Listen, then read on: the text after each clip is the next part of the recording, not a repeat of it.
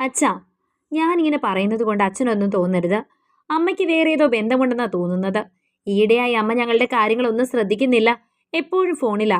ആരെങ്കിലുമൊക്കെ വിളിച്ചുകൊണ്ടിരിക്കും. ഞങ്ങൾ അടുത്തേക്ക് ചെല്ലുന്നത് കണ്ടാൽ പിന്നെ വിളിക്കാമെന്ന് പറഞ്ഞ് കട്ട് ചെയ്യും. അതുപോലെ ഇപ്പോൾ അമ്മയുടെ ഫോൺ ഞങ്ങൾക്ക് തരാറുമില്ല. ഞങ്ങൾ എന്താ അച്ഛാ ചെയ്യാ? മൂത്ത മകൾ കുഞ്ഞാറ്റ കരഞ്ഞുകൊണ്ട് അത് ചോദിക്കുമ്പോൾ സുധീഷ് ഞെട്ടിപ്പോയി. അമ്മ എവിടെ ഉണ്ടെങ്കിൽ ഇങ്ങോട്ട് വിളിക്ക്, ഞാൻ സംസാരിക്കാം അവളോട്. സുധീഷ് കലിപ്പോടെ പറഞ്ഞു. അയ്യോ വേണ്ടച്ചാ, ഞാനിങ്ങനെ അച്ഛനോട് പറഞ്ഞെന്നറിഞ്ഞാൽ അമ്മ എന്നെ കൊല്ലും.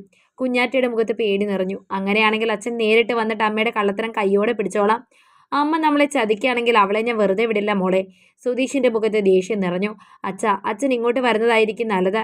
പിന്നെ അമ്മ അച്ഛനെ അറിയിക്കാതെ എവിടെയോ ജോലിക്ക് പോകുന്നുണ്ട്. അമ്മ ആരോട് ഫോണിൽ പറയുന്നത് കേട്ടപ്പോഴാണ് ഞാനിത് അറിഞ്ഞത്. ഞങ്ങൾ സ്കൂളിൽ നിന്ന് വന്ന ശേഷമാണ് അമ്മ വരുന്നേ. മിക്കവാറും ഏതോ ഒരു മാമൻ കാറിൽ കൊണ്ട് വിടാറാ പതിവ്. അതാരാണെന്ന് ചോദിച്ചിട്ട് പറഞ്ഞില്ല. ഇതൊന്നും ഞങ്ങൾ അറിയേണ്ട ആവശ്യമില്ലെന്നും അച്ഛനോട് ഇതെങ്ങാനും പറഞ്ഞാൽ കൊന്നുകളയുമെന്നും ഒക്കെ പറഞ്ഞ് പേടിപ്പിച്ചു. പക്ഷെ അമ്മ എന്തോ തെറ്റ് ചെയ്യുന്നുവെന്ന് തോന്നിയത് കൊണ്ടാ അമ്മ കുളിക്കാൻ പോയ സമയത്ത് അച്ഛനെ വിളിച്ച് ഞാനിത് പറഞ്ഞത്. കുഞ്ഞാറ്റ പറഞ്ഞു. ഇത് എത്ര നാളായി തുടങ്ങിയിട്ട്? സുധീഷ് ചോദിച്ചു. ഞാൻ അറിഞ്ഞിട്ട് ഒരാഴ്ചയായി അച്ഛാ. അമ്മയെ പേടിച്ചിട്ട് ആരോടും പറയാത്തത്. തൽക്കാലം മോളിത് ആരോടും പറയണ്ട. അച്ഛൻ വന്നിട്ട് എല്ലാവരെയും അറിയിക്കാം.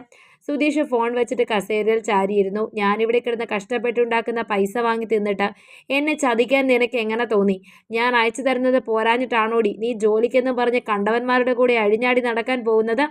ഞാൻ 3 കൊല്ലമായി നാട്ടിൽ വരാതിരിക്കുന്നത് നീ ഒരു അവസരമായി കണ്ടല്ലേ? എല്ലാം ഞാൻ ഉടനെ തീർത്ത് തരുന്നുണ്ട്. സുധീഷ് ദേഷ്യത്തിൽ ഭാര്യ എന്തൊക്കെയോ തെറി വിളിച്ചു. ദുബായിൽ സ്വന്തമായി ബിസിനസ് നടത്തുകയാണ് സുധീഷ്. ഓരോരോ തിരക്കുകൾ കാരണം അയാൾ നാട്ടിൽ പോയിട്ട് 3 വർഷം കഴിഞ്ഞു. ആദ്യമൊക്കെ ഇടയ്ക്കിടെ നാട്ടിൽ പോയി ഭാര്യയെയും അമ്പിളിയെയും മക്കളെയും കണ്ടിരുന്ന സുധീഷ് പതിയെ പതിയെ ഓരോ തിരക്കുകൾ പറഞ്ഞ് നാട്ടിലേക്ക് പോകാതെയായി. അയാളുടെ തിരക്കുകൾ മനസ്സിലാക്കുന്നത് കൊണ്ടാണ് ഭാര്യയും മക്കളും നാട്ടിലേക്ക് വരുന്നതിനെക്കുറിച്ച് തന്നോട് ചോദിക്കാത്തതെന്ന് സുധീഷ് കരുതിയിരുന്നത്. അപ്പോഴാണ് മൂത്ത മകൾ കുഞ്ഞാറ്റയിൽ നിന്നും അയാൾക്ക് ഇങ്ങനെയൊന്ന് കേൾക്കേണ്ടി വരുന്നത്. സുധീഷിനും അമ്പിളിക്കും 2 മക്കളാണ്. മൂത്തത് കുഞ്ഞാറ്റ 10ൽ പഠിക്കുന്നു. ഇളയ മകൻ 8ലും. അവരുടെ കല്യാണം കഴിഞ്ഞിട്ട് 16 വർഷം കഴിഞ്ഞു. സുധീഷിന് ഭാര്യ ജോലിക്ക് പോകുന്നത് ഇഷ്ടമില്ലാത്തത് കൊണ്ട് അവൾ കഴിഞ്ഞ 16 വർഷമായി എവിടെയും ജോലിക്ക് പോകുന്നില്ലായിരുന്നു. ബി.എഡ് വരെ പഠിച്ചതാണ് അമ്പിളി. പക്ഷേ ഭർത്താവിന് ഇഷ്ടമില്ലാത്തത് കൊണ്ട് അയാളെ എതിർത്ത് ജോലിക്ക് പോകാൻ അവൾക്ക് പേടിയായിരുന്നു. താനൊന്ന് കണ്ണുരുട്ടി നോക്കിയാലോ, ഒച്ച ഉയർത്തിയാലോ പേടിച്ച് ചൂളി നിൽക്കുന്ന ഭാര്യയെ തന്നെ എതിർക്കാനും താൻ അറിയാതെ ഓരോന്ന് ചെയ്യാനും എങ്ങനെ ധൈര്യം വന്നെന്ന് ഓർത്തിട്ട് സുധീഷിന് മനസ്സിലായില്ല. ഉടനെ തന്നെ നാട്ടിലേക്ക് പോയി അമ്പിളിയെ കൈയോടെ പൊക്കി നാട്ടുകാരെയും ബന്ധുക്കളെയും മുന്നിൽ നാറ്റിച്ച ശേഷം ഡിവോഴ്സ് നൽകി വീട്ടിൽ നിന്നും ഇറക്കി വിട്ടിട്ട് മക്കളെ ബോർഡിങ്ങിലാക്കി തിരിച്ചു വരണമെന്ന് സുധീഷ് പ്ലാൻ ചെയ്തു. അങ്ങനെ പിറ്റേ ദിവസം തന്നെ അവൻ നാട്ടിലേക്ക് ടിക്കറ്റ് എടുത്തു. നാട്ടിൽ വരുന്ന വിവരം ആരെയും അറിയിക്കാത്തത് കൊണ്ട് സുധീഷ് എയർപോർട്ടിൽ നിന്നും ടാക്സി പിടിച്ചാണ് വീട്ടിലേക്ക് പോയത്. അവൻ വീട്ടിലെത്തുമ്പോൾ സമയം ഉച്ചയ്ക്ക് 12 കഴിഞ്ഞതിനാൽ അവിടെ ആരും ഉണ്ടായിരുന്നില്ല. എങ്കിലും വീടിന്റെ താക്കോൽ എപ്പോഴും വെക്കുന്ന ചെടിച്ചട്ടിയുടെ കീഴിൽ ഉണ്ടായിരുന്നത് കൊണ്ട് അവൻ അതെടുത്ത് വാതിൽ തുറന്ന് അകത്തേക്ക് കയറി. പിന്നീട് സുധീഷ് മക്കൾ വരാനായി കാത്തിരുന്നു. വൈകുന്നേരം 4 മണിയായപ്പോൾ കുട്ടികൾ രണ്ടും വന്നിറങ്ങി. സ്കൂൾ ബസ്സിന്റെ ഗേറ്റിന് മുൻപിൽ വന്നിറങ്ങി. അവരെ കണ്ടതും സുധീഷ് ഉമ്മറത്തേക്ക് ഇറങ്ങി നിന്നു. അപ്രതീക്ഷിതമായി അവനെ കണ്ടതും മക്കൾ രണ്ടും ഞെട്ടി. അച്ഛനെന്താ പറയാതെ വന്നേ? സർപ്രൈസ് ആയല്ലോ? കുഞ്ഞാറ്റയും അപ്പവും ചോദിച്ചു. നിങ്ങളുടെ അമ്മയുടെ കള്ളത്തരം കൈയോടെ പിടിക്കാനാ പറയാതെ വന്നത്. അവളെപ്പോഴാ വരിക? സുധീഷ് ചോദിച്ചു. അമ്മ ഒരു 5 മണിയാകുമ്പോൾ എത്തും. ആരാ ദിവസവും കാറിൽ ഇവിടെ കൊണ്ടുവിടാറാ പതിവ്? കുഞ്ഞാറ്റയാണ് പറഞ്ഞത്. അവളിങ്ങി വരട്ടെ, ഞാനെല്ലാം ശരിയാക്കുന്നുണ്ട്. അങ്ങനെ കൃത്യം 5 മണിയായപ്പോൾ വീടിന് മുന്നിൽ ഒരു കാറ് വന്ന് നിർത്തി. കാറ് നിർത്തി അടുത്ത നിമിഷം തന്നെ കോ ഡ്രൈവർ സീറ്റ് ഡോറ് തുറന്ന് അമ്പിളി ഇറങ്ങി. അവൾ വന്ന് ഇറങ്ങുന്നത് കണ്ടതും സുധീഷ് അമ്പിളിയെ കൊണ്ടുവിട്ടത് ആരാണെന്നറിയാനായി മുറ്റത്തേക്ക് ഇറങ്ങി. അപ്പോഴേക്കും ഡ്രൈവിംഗ് സീറ്റിൽ നിന്നും സുധീഷിന്റെ അച്ഛൻ മോഹൻ പുറത്തേക്ക് ഇറങ്ങിയിരുന്നു. പെട്ടെന്ന് അച്ഛനെ മുന്നിൽ കണ്ടതും അവനൊന്ന് പതറി. എന്താ മോനെ, എന്നെ തീരെ പ്രതീക്ഷിച്ചില്ല അല്ലേ? മോഹൻ ചോദിച്ചു. അത് പിന്നെ അച്ഛാ, ഞാൻ. സുധീഷ് പതറി. പെട്ടെന്ന് 5-6 കാറുകളിലായി അമ്പിളിയുടെയും സുധീഷിന്റെയും ബന്ധുക്കൾ കൂടി അവിടേക്ക് വന്നു. എല്ലാവരെയും ഒരുമിച്ച് പെട്ടെന്ന് കണ്ടപ്പോൾ അവന് ചെറിയൊരു പന്തികേട് തോന്നി.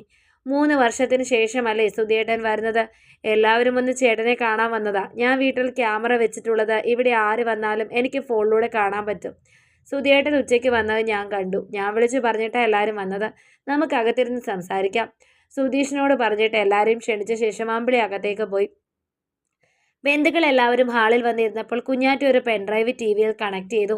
സുധീഷിന്റെ മനസ്സിൽ അപായമണി മുഴങ്ങി തുടങ്ങി. ഭാര്യയുടെ അവിഹിതം കൈയോട് പൊക്കി വീട്ടിൽ നിന്നും അടിച്ചിറക്കാൻ റെഡിയായി വന്ന അവൻ എന്തുകൊണ്ടോ ഒരക്ഷരം മിണ്ടാൻ കഴിഞ്ഞില്ല. എല്ലാവരെയും ഇന്നിങ്ങോട്ട് വിളിച്ചു വരുത്തിയത് ഒരു കാര്യം പറയാനാ.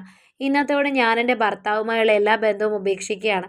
അതിന് കാരണം ഇയാൾക്ക് ദുബായിൽ വേറെയും ഭാര്യയും കുട്ടിയും ഉള്ളതുകൊണ്ടാണ്. അമ്പിളി എല്ലാവരും കേൾക്കാൻ പറഞ്ഞു. ഛീ, എന്താടീ പറഞ്ഞത് നീ? തേ പിടിച്ചി. നീയല്ലേ ഇവിടെ കണ്ടവന്മാരുടെ കൂടി അഴിഞ്ഞാടി നടന്നത്? എന്നെ അറിയിക്കാതെ നീ ഏതോ ഉദ്യോഗത്തിന് പോകുന്നുണ്ടെന്ന് ഞാൻ കേട്ടല്ലോ. ഇതൊക്കെ നമ്മുടെ മോള് പറഞ്ഞു തന്നെയാണ് ഞാൻ അറിഞ്ഞത്. ഞാൻ നിന്റെ കള്ളത്തരം കൈയോടെ പിടിക്കാൻ നാട്ടിൽ വന്നതെന്ന് മനസ്സിലാക്കിയപ്പോൾ നീ എന്നെ പെടുത്താൻ നോക്കുവാണോടി നായിൻ്റെ മോളെ. സുധീഷ് അമ്പിളിയെ അടിക്കാനായി അവളുടെ അടുത്തേക്ക് പാഞ്ഞു ചെന്നു. അവളെ തൊട്ടുപോകരുത്. സുധീഷിന്റെ അച്ഛൻ അവന്റെ കയ്യിൽ പിടിച്ചുകൊണ്ട് പറഞ്ഞു. അച്ഛനും ഇവള് പറഞ്ഞത് വിശ്വസിച്ചിരിക്കുകയാണോ? ഇവൾക്ക് വേറെ ബന്ധമുണ്ടെന്ന് എന്നെ വിളിച്ചു പറഞ്ഞത് ഞങ്ങളുടെ കുഞ്ഞാറ്റയാണ്. അതുകൊണ്ട് അച്ഛാ ഞാൻ അവളോട് തന്നെ നേരിട്ട് ചോദിച്ചു നോക്ക്. ഞാൻ അങ്ങനെ കള്ളത്തരം പറഞ്ഞത് അമ്മ പറഞ്ഞിട്ടാ. അങ്ങനെ കേട്ടാലേ അച്ഛൻ നാട്ടിൽ വരുള്ളൂ എന്ന് അമ്മ പറഞ്ഞു. അമ്മയ്ക്ക് വേറെ ബന്ധമുണ്ടെന്ന് കേട്ടത് കൊണ്ടല്ലേ അച്ഛൻ നാട്ടിൽ വന്നത്. അച്ഛൻ ദുബായിലെ ജീവിതമൊക്കെ ഞങ്ങൾ അറിഞ്ഞു അച്ഛാ. കുഞ്ഞാറ്റയുടെ മുഖത്ത് പരിഹാസം നിറഞ്ഞു. അപ്പോഴേക്കും ടി വിയിൽ ഒരു വീഡിയോ പ്ലേ ആകാൻ തുടങ്ങി. അതോടെ മക്കൾ മുഖം തിരിച്ചു നിന്നു. സുധീഷ് അവൻ്റെ കമ്പനിയിൽ ജോലി ചെയ്യുന്ന ഒരു യുവതിയുമായി സ്വകാര്യ നിമിഷങ്ങൾ പങ്കിടുന്നതും അടുത്തിടപഴകുന്നതും അവർ ഒരുമിച്ച് നടക്കുന്നതും ഗർഭിണിയായി അവളെ ആശുപത്രിയിൽ കൊണ്ടുപോകുന്നതും പിന്നീട് കുഞ്ഞിനെയും അവളെയും കുട്ടിയും മാളിൽ കറങ്ങുന്ന ദൃശ്യങ്ങളൊക്കെ ആയിരുന്നു അതിൽ. സുധീഷിന് മറ്റൊരു ബന്ധമുണ്ടെന്ന് അമ്പിളി അറിഞ്ഞപ്പോൾ അവൻ്റെ ബന്ധുക്കൾ ആരും വിശ്വസിച്ചിട്ടുണ്ടായിരുന്നില്ല. അതുകൊണ്ടാണ് തെളിവ് സഹിതം കാണിക്കാൻ എല്ലാവരെയും അവൾ വിളിച്ചു വരുത്തിയത്. സുധീഷിൻ്റെ അച്ഛനെയും അമ്മയും ഒക്കെ നേരത്തെ തന്നെ ഇത് കാണിച്ചതിനാൽ അവർക്ക് മകൻ്റെ കള്ളത്തരം ബോധ്യപ്പെട്ടിരുന്നു. നിങ്ങൾ ഓഫീസിൽ ജോലി ചെയ്യുന്ന ഒരു പെണ്ണുമായി ബന്ധത്തിലാണെന്നും അവൾ നിങ്ങളുടെ കൂടെയാണ് താമസിക്കുന്നതെന്നും ഞാൻ അറിഞ്ഞിരുന്നു. എൻ്റെ കൂട്ടുകാരിയാണത് പറഞ്ഞത്. നേരിൽ കണ്ടാൽ വിശ്വസിക്കുമെന്ന് ഞാൻ വാശി പിടിച്ചപ്പോൾ അവൾ തന്നെയാണ് അവിടെ വരുത്തിയത്. കഴിഞ്ഞ 6 മാസമായി ഞാൻ നിങ്ങളുടെ പിന്നാലെ തന്നെ ഉണ്ടായിരുന്നു സുധിയേട്ടാ. തെളിവിന് വേണ്ടി ഞാൻ തന്നെയാണ് ഇതെല്ലാം നിങ്ങളറിയാതെ ഷൂട്ട് ചെയ്യിച്ചത്. നിങ്ങൾ താമസിക്കുന്ന ഫ്ലാറ്റിൻ്റെ ഓപ്പോസിറ്റ് ഫ്ലാറ്റിലാണ് ഞാൻ കഴിഞ്ഞ 6 മാസവും താമസിച്ചത്. അവളുമായി ബന്ധത്തിലായതിനു ശേഷം ഞങ്ങൾ എല്ലാം മറന്ന് അവിടെ ജീവിക്കാൻ തുടങ്ങിയത്. മാസാമാസം കാശ് അയച്ചു തന്നാൽ എല്ലാമായെന്ന് നിങ്ങൾ വിചാരിച്ചു. നാട്ടിൽ ആരും ഒന്നും അറിയില്ലെന്ന് കരുതിയല്ലേ? നിങ്ങളുടെ കൂടെയുള്ള പെണ്ണ് നിങ്ങളുടെ ഓഫീസിലെ വെറും ജോലിക്കാരിയല്ലായിരുന്നു. അവൾ നിങ്ങളുടെ പൂർവ്വ കാമുകിയായിരുന്നുവെന്ന് എനിക്കറിയാം. ഭർത്താവുമായി ബന്ധം അവളെ നിങ്ങൾ കൂടെ ക്ഷണിക്കുകയായിരുന്നില്ലേ? ഞങ്ങൾക്ക് അവളോടൊപ്പം ഒരുമിച്ച് ജീവിക്കാനായിരുന്നു ആഗ്രഹമെങ്കിൽ എന്നെ ഒഴിവാക്കാമായിരുന്നു. പക്ഷെ അങ്ങനെ ചെയ്താൽ നിങ്ങളുടെ കുടുംബസ്വത്ത് കിട്ടില്ല എന്ന് പേടിച്ചല്ലേ നിങ്ങൾ ഞാനുമായുള്ള ബന്ധം ഉപേക്ഷിക്കാതിരുന്നത്? അമ്പിളിയുടെ വാക്കുകൾ കേട്ട് സുധീഷിന് നാണക്കേട് കൊണ്ട് മുഖം താഴ്ത്തി നിന്നു. അപ്പോഴാണ് സുധീഷിൻ്റെ അച്ഛൻ പാഞ്ഞു വന്ന് അവൻ്റെ കവിളിൽ ആഞ്ഞടിച്ചത്. ഇപ്പോൾ തന്നെ ഇവിടുന്ന് ഇറങ്ങിക്കോ. ഇനി ഞങ്ങൾക്ക് ഇങ്ങനെ ഒരു മകനില്ല. ഈ വീടും ഞാൻ അമ്പിളിയുടെ മക്കളുടെ പേരിൽ എഴുതി വെച്ച് കഴിഞ്ഞു. അതുകൊണ്ട് ഇത് കിട്ടാൻ വേണ്ടി നീ ഇനി നാടകം കളിക്കണമെന്നില്ല. സുധീഷിൻ്റെ അച്ഛൻ ഉറക്കെ പറഞ്ഞു. അച്ഛനെ ഞങ്ങൾ ഇനി കാണണ്ട. പുതിയ ഭാര്യയോടൊപ്പം സുഖമായി ജീവിച്ചു. മക്കളും സുധീഷിനെ തള്ളി പറഞ്ഞു. അതോടെ തീർത്തും പരാജയനായ സുധീഷ് നാണക്കേടോടെ ആ വീടിൻ്റെ പടിയിറങ്ങി. കഥ നിങ്ങൾക്കിഷ്ടമായെങ്കിൽ ലൈക്ക് ചെയ്യൂ. നിങ്ങളുടെ അഭിപ്രായങ്ങൾ കമൻ്റായി രേഖപ്പെടുത്തൂ. കൂടുതൽ കഥകൾ കേൾക്കാൻ ഈ ചാനൽ സബ്സ്ക്രൈബ്